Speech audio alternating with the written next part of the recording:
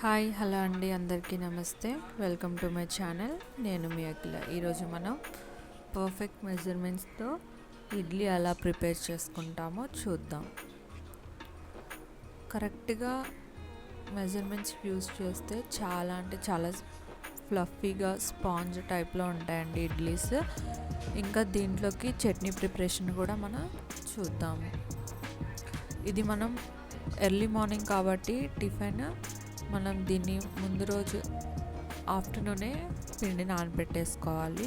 So మనం process అంతా చూసేద్దాం. Let's get in to the video. ఇప్పుడు టైం 11 అవుతుందండి. రేపు ఎర్లీ మార్నింగ్ టిఫిన్ కోసం నేను ఇప్పుడు నానబెడుతున్నాను. ఒక గ్లాస్తో మినపప్పు, ఏ గ్లాస్తో అయితే మినపప్పు తీసుకున్నామో ఆ గ్లాస్తోనే 2.5 గ్లాసెస్ ఇడ్లీ రవ్వ తీసుకొని వాటర్ పోసేసి నానబెడదాం. ముందే చెక్ చేసుకోండి ఏమన్నా పుల్లలు లాంటివి ఉన్నాయోనని. సో వాటర్ పోసి నానబెట్టేద్దాం.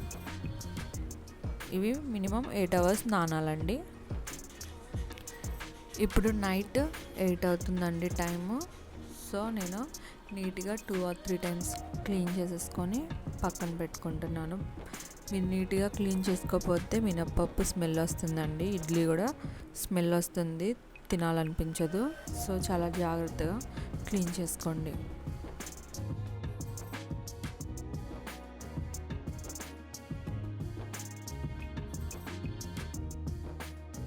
ఇప్పుడు మనం క్లీన్ చేసుకున్న మినప్పప్పుని మిక్సీ వేద్దామండి. సో నేను పప్పు అంతా మిక్సీలోకి వేసేసుకొని గ్రైండ్ చేస్తున్నాను.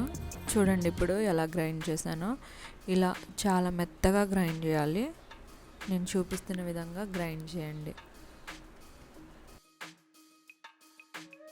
గ్రైండ్ చేసిన దాన్ని ఇప్పుడు ఒక గిన్నెలోకి తీసేసుకుందాం. ఇడ్లీ రవ్వను తీసుకుందాము. వాటర్ లేకుండా చూపిస్తున్న విధంగా చేత్తో ఇడ్లీ రవ్వని ప్రెస్ చేసుకుంటూ మీరు మినపప్పులో వేసేయండి. వాటర్ లేకుండా చూసుకోండి.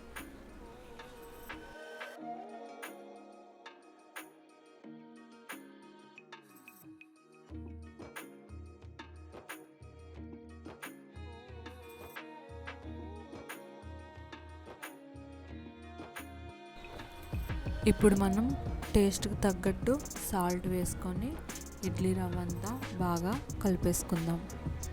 దీన్ని మనం ఓవర్ నైట్ అంతా పక్కన పెట్టేయాలండి.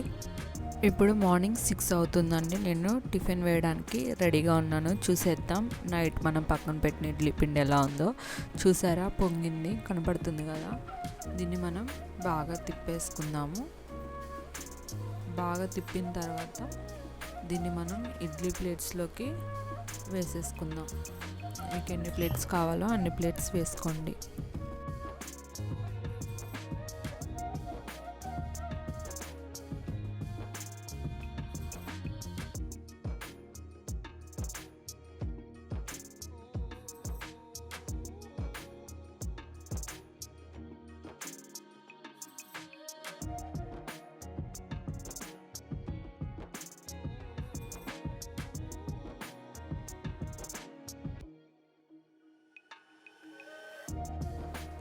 ఇప్పుడు మనం ఒక కడాయిలో ఆయిల్ పోసుకొని హీట్ చేసుకుందాం.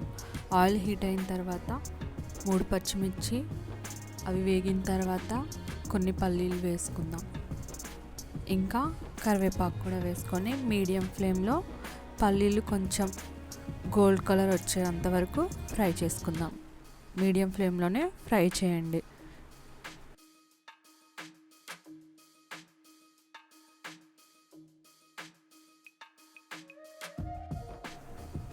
పల్లీలు కూల్ అయిన తర్వాత మనం మిక్సర్లోకి పల్లీలు తీసుకుందాం. టేస్ట్కి సరిపడా సాల్ట్ తీసుకొని గ్రైండ్ చేసుకుందాం. ఇలా చూపిస్తున్న విధంగా మెత్తగా గ్రైండ్ చేసుకుంటేనే ఇడ్లీలోకి చాలా బాగుంటుంది.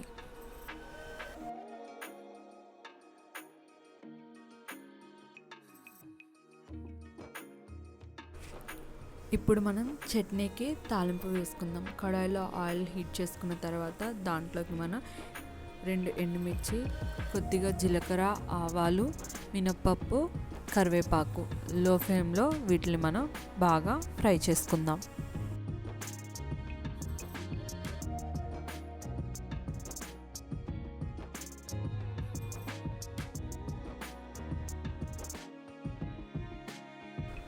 ఈ తాలింపుని మనం చట్నీలోకి తీసుకుందాం.